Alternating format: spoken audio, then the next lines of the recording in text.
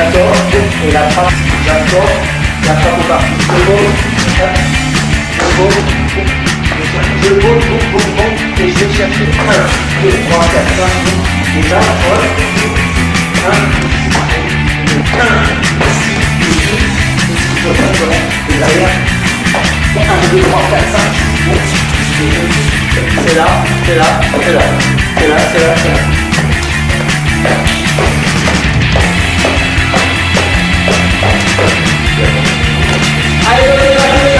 L'autre option, là on était à l'extérieur, c'est de sortir à l'opposé. C'est-à-dire que quand le front kick arrive, à nouveau, même genre, même point.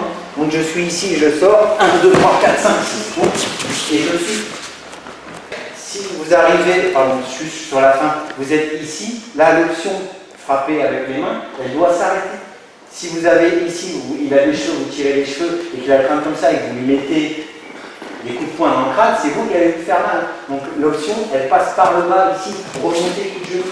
Il y a des fois où vous pouvez mettre des techniques Krav Maga en place, ici au dojo, parce que vous ne touchez pas, mais si vous mettez chaque impact, vous mettez le premier dans le crâne, puis le deuxième, vous allez voir, vous allez arrêter de frapper avec les mains.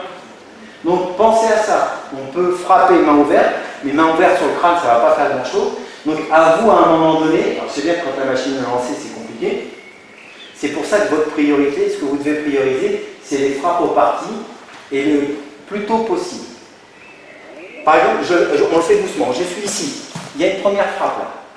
Elle est faite pour temporiser. Première frappe ici, je descends un petit peu, bon, je rentre ici. Deuxième, bon, ici.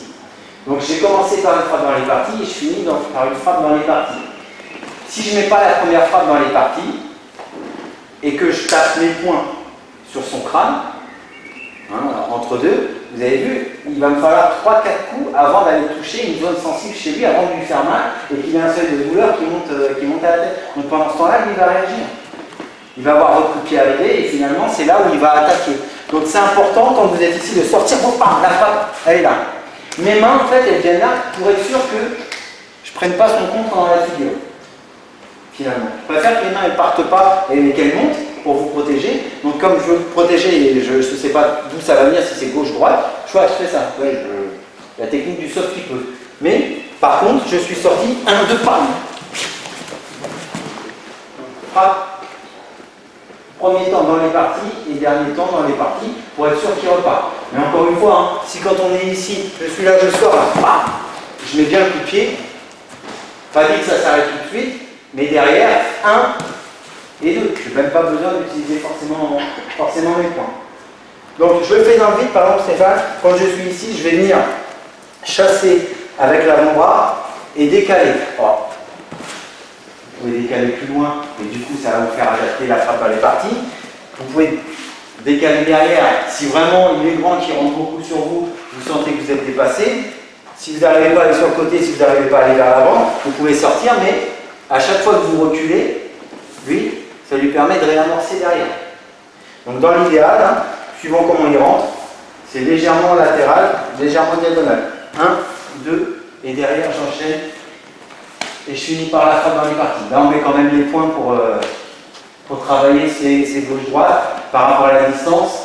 Mais ce qui est important, c'est la sortie et la frappe dans les parties. Et quand je descends, là je suis main ouverte, je passe en point fermé. Allez, c'est parti, go, on y va. C'est de l'annonce là.